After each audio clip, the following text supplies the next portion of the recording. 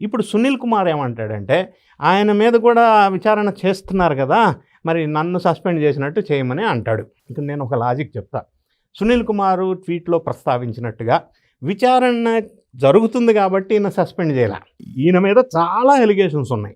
అందులో నంబర్ 1 ఒక అలిగేషన్ ఏంటంటే, ఈయన గతంలో వైఎస్ఆర్ కాంగ్రెస్ పార్టీ ప్రభుత్వం అధికారంలో ఉన్నప్పుడు సిఐడిలో కీలకమైన ఉద్యోగం వెలగబెట్టినప్పుడు ఏం చేశాడంటే, అన్ఆథరైజ్డ్ ఫారిన్ ట్రిప్స్ అంటే as per the all India Services rules 1969 rule number 3 clause number 1 ప్రకారం ఏం చెప్తుందంటే, ఈ ఐఏఎస్ ఐపీఎస్ ఆఫీసర్స్ ఎక్కడన్నా ఫారిన్ టూర్స్ ట్రిప్స్ వెళ్ళాలి అంటే prior approval from the government తీసుకోవాలి. ముందుగా అనుమతి తీసుకొని వెళ్ళాలి రాజ్యాంగం ప్రకారం. As per the all India Services rules 1969. ఆ rules all India Services rules వచ్చింది కూడా రాజ్యాంగం ప్రకారమే కదా. అంటే these officers will be governed monitored under All India Services Rules. ఆ రూల్స్లో ఒక clause rule number 3 clause number 1లో ఎక్కడైనా విదేశాలు వెళ్ళేటప్పుడు వెళ్ళొద్దని అన్నట్లా, వెళ్ళేటప్పుడు మాత్రం ఖచ్చితంగా అప్రూవల్ తీసుకోవాలి. అప్రూవల్ ఏం రాయాలి?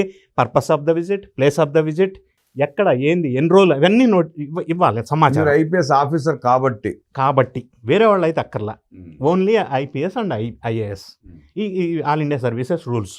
అయితే ఇతను ఏం చేశాడంటే, ఈయన 5 సంవత్సరాల కాలంలో విచ్చలవిడిగా విదేశాలు వెళ్ళాడు.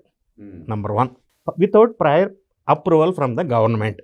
నంబర్ 2 కొన్ని సందర్భాల్లో అప్రూవల్ తీసుకొని దుబాయ్ వెళ్తానని చెప్పి జపాన్ వెళ్ళటం, జపాన్ వెళ్తానని చెప్పి కెనడా వెళ్ళటం, కెనడా అని చెప్పి అమెరికా వెళ్ళటం.